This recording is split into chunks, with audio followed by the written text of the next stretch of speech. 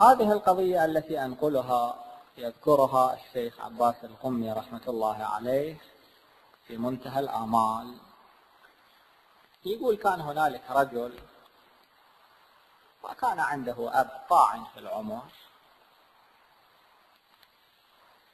وكان يخدمه في كل شيء، حتى في الأشياء التي نراها حقيرة وصغيرة ومؤذية كان يخدمه دائما. ولكن في ليالي الأربعاء كان يذهب إلى مسجد السهلة. هذا المسجد الذي يقال إن من يذهب إليه ليالي الأربعاء 40 ليلة أربعاء يحظى بلقاء الإمام الحجة المنتظر صلوات الله عليه.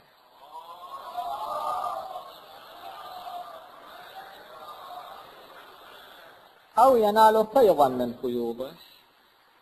كان ليالي الأربعاء يترك أبوه ويذهب إلى مسجد السهلة. بعد فترة ترك هذا العمل، بعد ما قام يروح إلى مسجد السهلة، فسئل في ذلك، قالوا له ليش تركت؟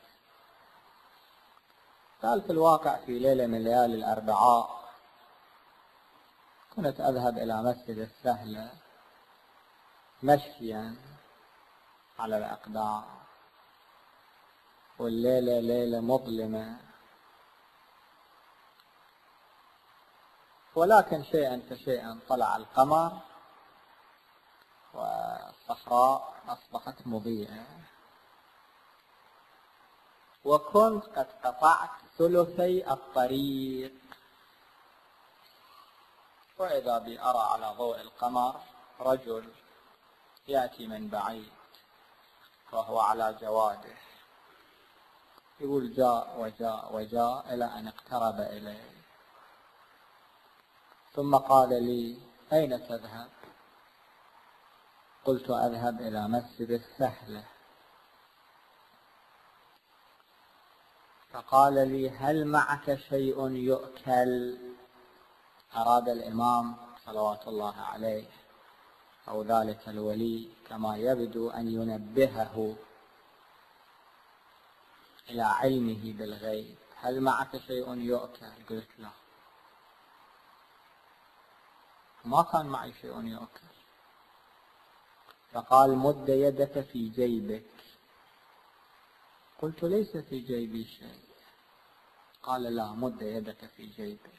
يقول مديت يدي في جيبي فرأيت بعض الأشياء اللي كنت مشتريها لطفلي وكنت قد غفلت عنها، فهذا الإخبار الغيبي عما في جيبي ألفت نظري. ثم قال لي عليك بالشيخ، يعني أبوه، عليك بالشيخ، عليك بالشيخ 3 مرات، ثم اختفى عن ناظري. اختفى. هو يقول فعلمت أنه المهدي المنتظر صلوات الله عليه. بس إذا ما كان الإمام صلوات الله عليه كان واحدا من الأبدال، وليا من الأولياء. يقول فعلمت أن خدمتي لوالدي أفضل عند الله من الذهاب إلى مسجد السهلة. واحد يروح إلى مسجد السهلة ليحظى بلقاء الإمام المنتظر، هذا أفضل، أو أن يخدم أباه؟ لا، أن يخدم أباه هذا أفضل. وذلك الحديث الذي نقلناه يقول أنه أن تؤنس أبويك، يعني تقعد وياهم، تسولف وياهم، تدخل الفرح في قلوبهم، هذا أفضل من جهاد السنة في سبيل الله. لذلك في الواقع الأبناء يجب أن يلتفتوا إلى هذه القضية، وأن يحاولوا ما دام آباؤهم في قيد الحياة أطال الله أعمارهم